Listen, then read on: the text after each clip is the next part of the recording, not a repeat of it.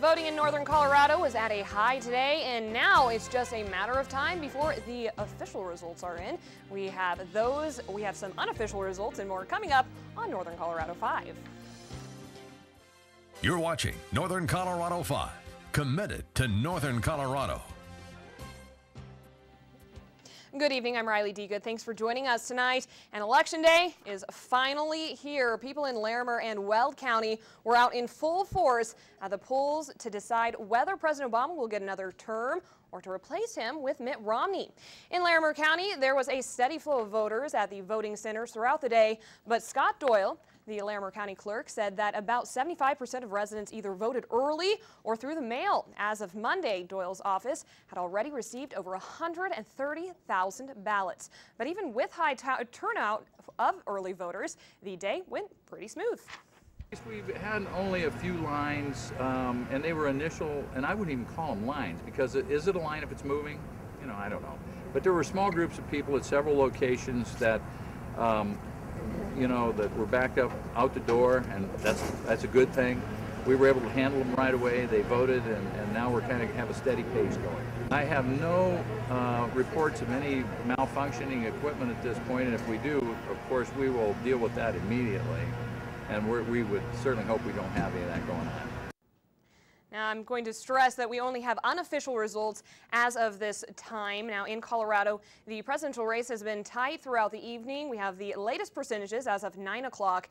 Nationally, this is an extremely close race, and the results are playing out so far. We have 51% with Barack Obama and Mitt Romney with 48%.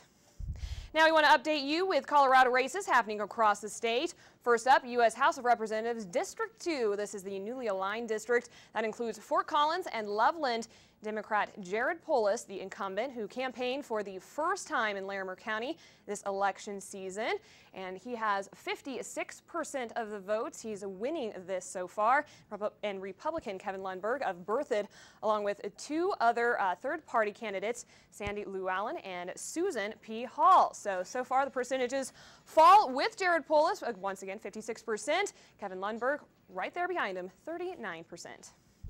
Now to Congressional District 4, which now includes rural eastern Colorado and some areas in Denver's southern suburbs. We have incumbent Republican Cory Gardner, who is seeking his second term, versus Democrat Brandon Schaefer. So far, the percentages play to the favor of Cory Gardner, the incumbent, followed by Schaefer with 36%.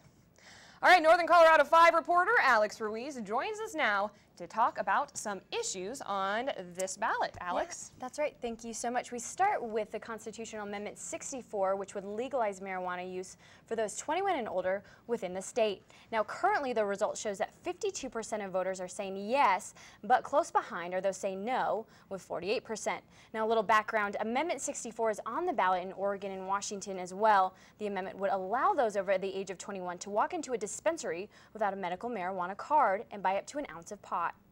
Now to Fort Collins citizen-initiated 301, a vote to pass 301 is to repeal certain provisions of the Fort Collins City Code prohibiting operations of medical marijuana businesses in city limits.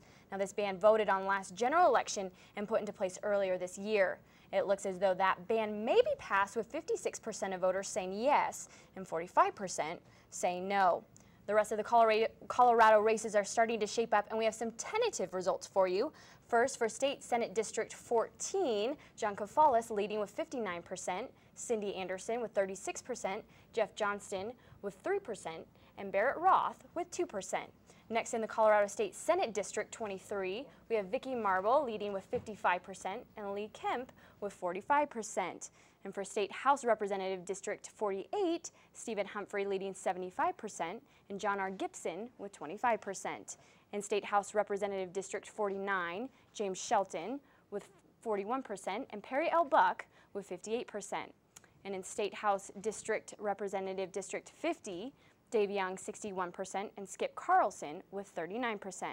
And in State House Representative District 52, Joanne Janal with 57% and Bob Moraine with 44%.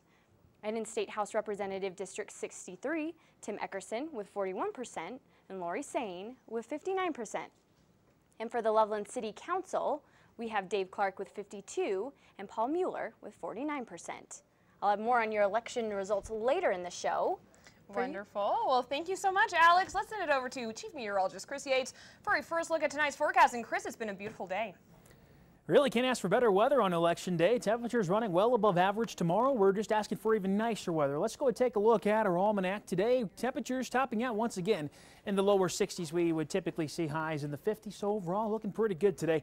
36 degrees was our low. Locations such as Greeley got a little chilly, though they fell back into the 20s. While DIA and Broomfield held into the 40s. Now highs today were in the 60s all across northern Colorado. Greeley, the warm spot, as well as Broomfield at 64 degrees. Now your day part forecast going into tomorrow.